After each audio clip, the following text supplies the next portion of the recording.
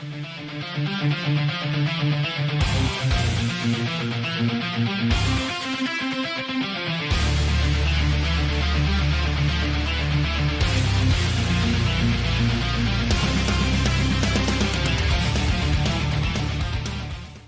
guys, you're watching Couch Surfing with Mel Matt, and we've got a very special guest, one of my long-time friends here, Paul from Sabir. G'day. What the hell's going on, man? Oh man, freezing my ass off like everyone else in Sydney at the moment, man. Jeez, we've had like a bit of an Arctic hit, Yeah, haven't we? yeah. It's like it's just it makes you realise just how cold it can actually get around here. And it's just like last night I was out talking to you about Witch Skull, and man, it was fucking like 9 degrees or 8 degrees. It was like being in Germany in spring or something like that. It was just nasty. Absolutely You crazy. know? Yeah. But anyway, way of the world, and we'd be whinging if it was too hot anyhow. Yeah. Well, here we are. You guys got a new album out now. You've just only just recently released it. I Yeah. had a bit of problems pronouncing it first. Is it Yacht? Yacht, yes. Yes. Yeah, yacht. It's a very cool album. Look, I've been giving it a bit of a spin the last week. It's been on high rotation Yeah. myself too. That's great. I'm loving it. Oh, but thank you. Let's talk about the whole writing process behind this album. Had it changed from previous releases, or what's? Yeah, I think it changed, especially the way we approached the recording process. Yep. And also I think Scarlett, some of the songs that he wrote, it was much more sort of mature, and there was more sort of mid-paced rock songs, anthemic songs. What happened is basically he wrote most of the stuff on guitar and had sort of like scratch tracks for drums and bass and sort of rough vocal ideas. And what happened is that instead of like what we did with the first EP where we recorded it live, drums, at St. Rock Studio. Yep. Ivor, the guitarist, actually did the recording, mixing on that one. I took over my electronic drum kit over to Scarlett's house, Yep. plugged it in, and we did like pre-production there. So it was basically sort of like he'd sort of come up with the song. I'd say, I would like you to play it like this, and I'd make recommendations about the structural things like that, and I'd do a couple of takes.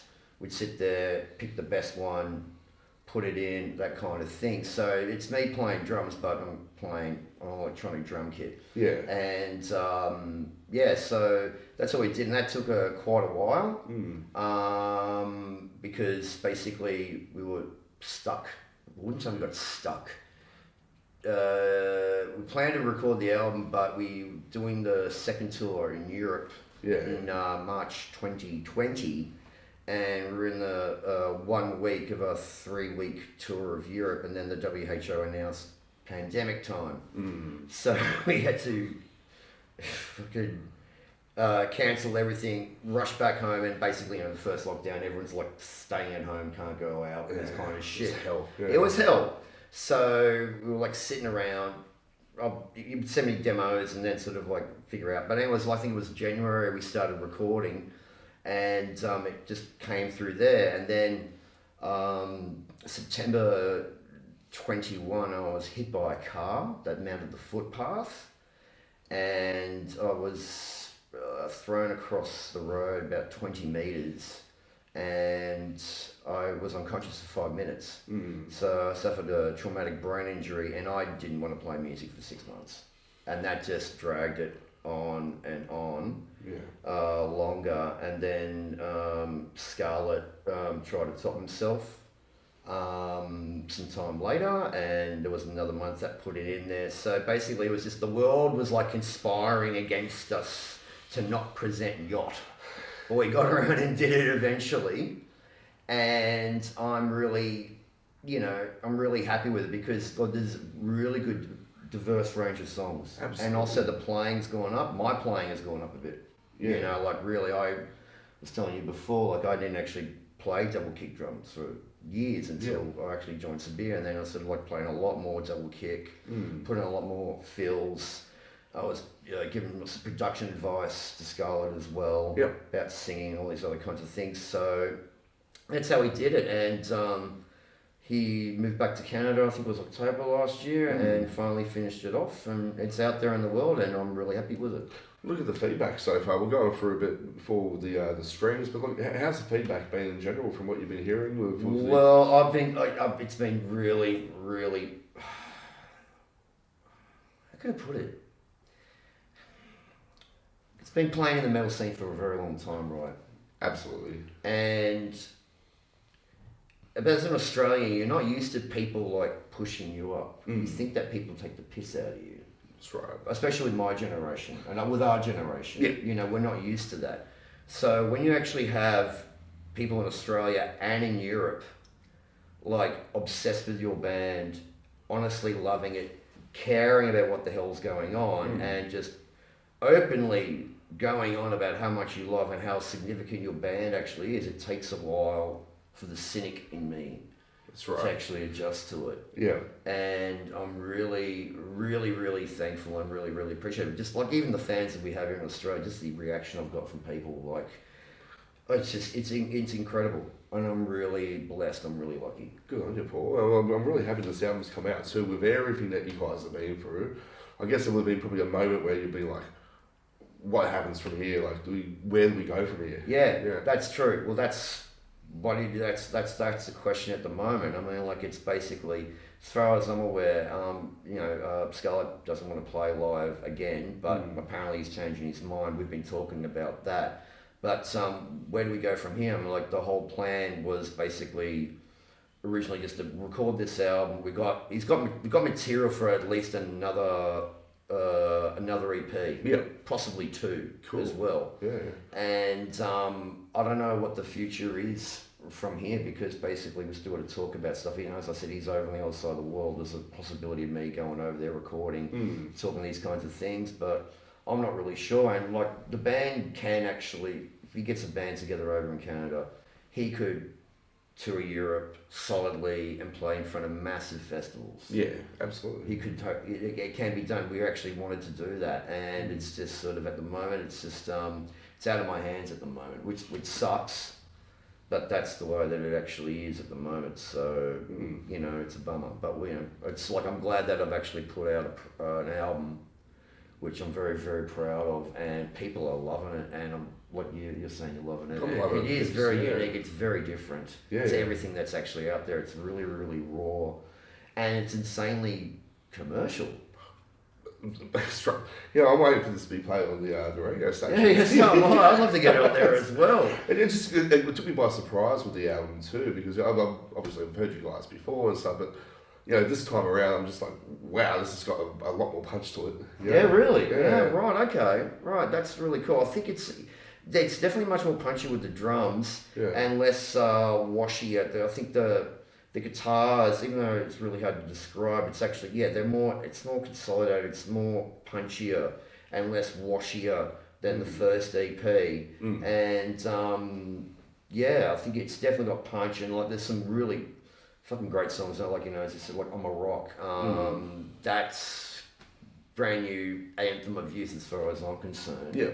And there's Ice Cold Lust, one that I only did 3 takes on, and I was really surprised about how good it was. It was Chain Down. Yeah. It's like, I was going, holy shit, this is a fucking great rock song. This is really killing. I totally forgot about how awesome it is, because I'm focusing on doing the more faster, complicated ones. You know, like arguing with him, going, what are you doing this? Yeah, changing things around. And I think the really cool one is Rip Rip Kill. Yep.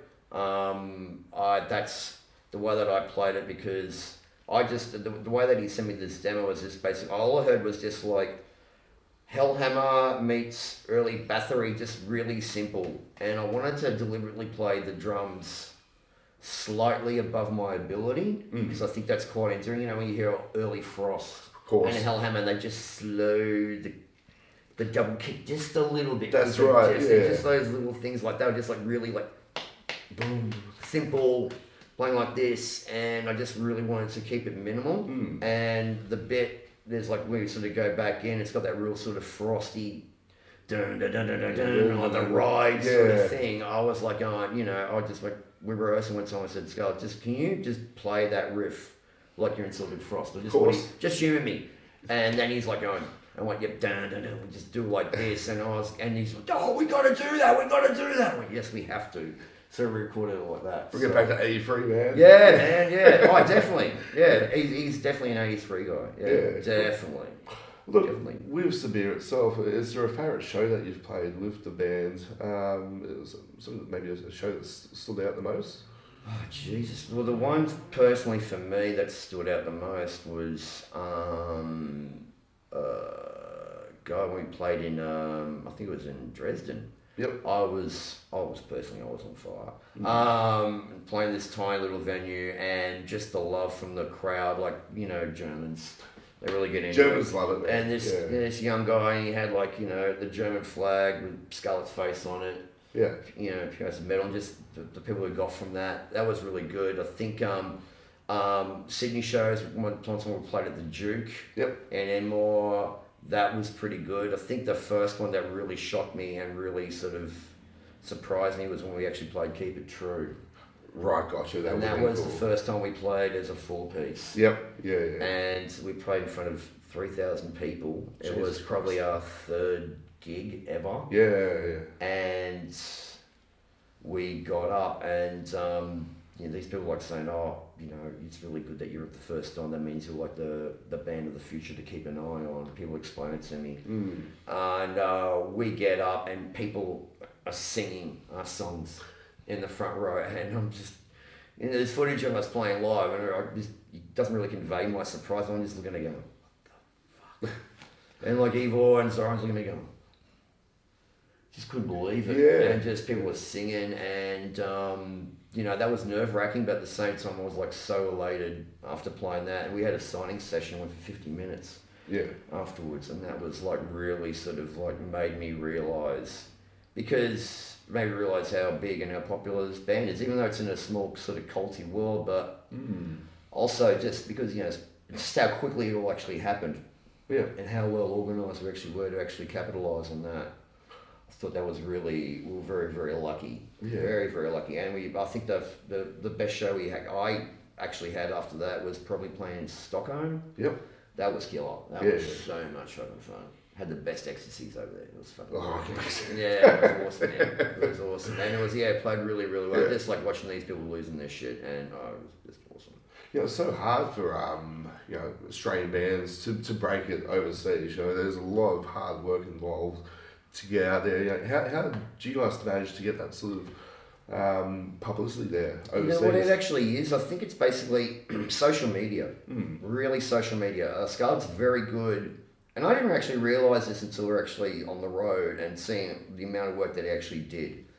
He was really good at sort of like branding himself, setting out sort of like pictures and sort of updates, content that resonated with certain people, crowd. And, you know, he's a good looking guy, looks good, and presented that. And people, especially around Europe, they love that presentation. No one's been a Quorathon or a Blackie Lawless in a very long time. Yeah. And he's sort of close to that. And I think it's and also just basically making contacts with people in YouTube, like that New Wave of Heavy Metal post, that YouTube channel. That broke us. He sent it to this guy, said, can I please share it online, your first EP? He went, yep, let's do it. And then it just exploded. Yeah, right. So I think it's basically what I've learnt from that is if you have a good image, you're doing something that's unique, and also if you go on the social media, you'll develop ways to get it. And also and save your money. So you can actually export and get on there. But it's very, very hard. We're very, very lucky. But what I actually noticed also, and I think because Neptune Power Federation, they actually deal with the same people that we dealt with. Yeah.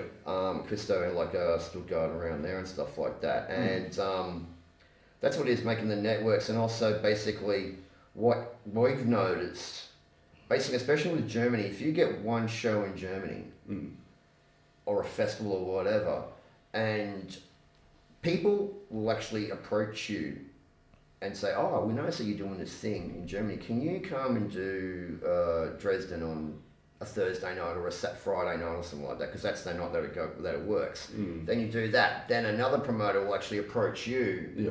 Say, hey, you're doing that. Can you come and do this that way? So it's very sort of like, it's sort of, you know, you can try and organise it over here, but you need people to approach you, and that's the best way to do it. And also reach out, make contact with people over there. But yeah, it's hard, but it's not impossible. I think it's just basically, if you're organised, I mean, guys do it, like heaps of guys do it. Like Dark Horse have been over there like so many times, but they actually organise it through the punk crust anarcho networks around there and stuff like that. And you know, Bubsy would tell you there's like, you know, heaps of guys you can reach out to. So I think basically what happened with us, it was just very, very lucky, right timing, and we all had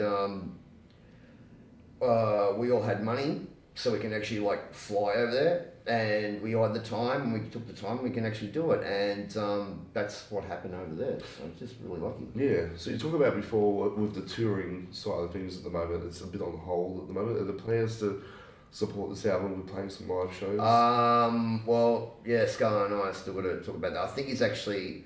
I had quite an honest and frank conversation with him before he left, right? Yeah. And I said, look, if you can find people to play and continue on doing what you want to do over there, if you want to play live again, because I was getting really confused messages from him, and I said, look, you know, power to you.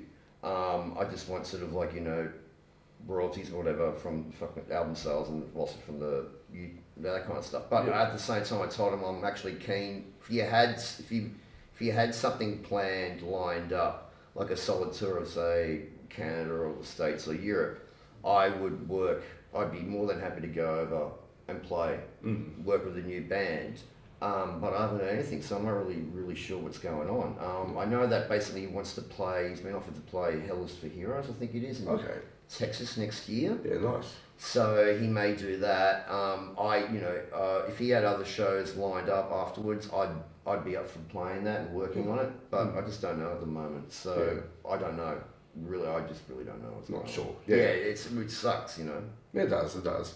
So if people want to find more about the band, they can just jump online, obviously. Oh yeah, definitely. Look, like Spotify, get on Spotify. There's the Bandcamp, I think, as well. Also, the album is actually on coming out in CD and vinyl. Vinyl. That's shit, man. I think the first pressing's already sold out. Fuck, that's not surprised me, man. I didn't realise how huge you guys were. Yeah, I think it was like a short run. Yeah. But it's already sold out, and I think it's actually like, because we were assigned to Listenable. Yes. And one guy was actually, so he's done what's it called, like a licensing agreement with Listenable. And, but I was talking to one fan, and he said he had to buy his through Seasons of Mist. Really? Which I thought it's unusual. What's going on there? Oh, that's something weird going on there. That's very strange. Yeah. That's okay. that's I don't know what's going on there. So yeah, it's going out, but it's there's a short run of CDs, and I'd say based on what's actually happened, there'll probably be a second run. Yeah, of gotcha. vinyl. Yeah, definitely. Yeah, it'll be a second run of Make vinyl. sure you're onto it. Look, any final words for the viewers out there? Yeah, anything you want to just close off saying there, Paul? God, I don't know what to say. What can I say? Just that Matt fucking doing a fucking great job, man. Nah, you're a fucking legend. You're a fucking legend, man. You've been like really supportive of the metal scene. You love it. Yeah, this kind of work that you're doing is really, really important. And I just want to say to people is that basically, if you like something that's different, if you like sort of like, how could I say? It's like sort of like Motorhead meets Offspring meets Motley Crue meets Wasp. It's just catchy. It's fun. Check it out. Listen to Yacht. Listen to Sabir, and you know, just like get out there and support your local scene. Get out there and see. You know, I know things money's tight and all that kind of stuff, but at the same time, you know, don't be scared and just get out there and see some fucking, because there's some really good Aussie acts at the moment, isn't there? There are. It's just not non-stop. Non-stop, and that's the thing, man. It's a shame we're all down here. It's such a long trip to get away from other places. But man, there are some bands over here in Australia that would just pick up bands that I've seen in Europe and just was Spin 'em oh, out. dude. Yeah, just spin them out, man. Like I think like if Petra got their shit together, they'd do quite well in the scene that Sabir sort of played under, and Power Neptune Federation. I mean, like they're like a cult in Europe, and one band I would love, wish they could get their shit together and go overseas is the VBs, because that chat stuff. Yeah. Is just like so popular in Europe. I can imagine, man. Yeah, they just love that grunting like shit that we thought was just bozo rock. Yeah. They love that stuff. That's why Cosmic Psychos are going so nuts. That's right, man. overseas. Cosmic Psychos are going over there. Like the VBs, man. If they just did Sweden, Norway, Finland, oh dude, they'd be totally reinvigorated and really charged and stuff like that. Yeah, and Witskull, man. Witskull, Marcus, get your shit together and get to Europe, man. Come on. Hellfest 2025, man. Come on, you guys will kill it. Make it happen, boys. Make it happen. Fuck yeah. Right, Paul. Thanks for this, man. No, absolute alright, fucking man. legend. Thank you so much, man. Thank you so much.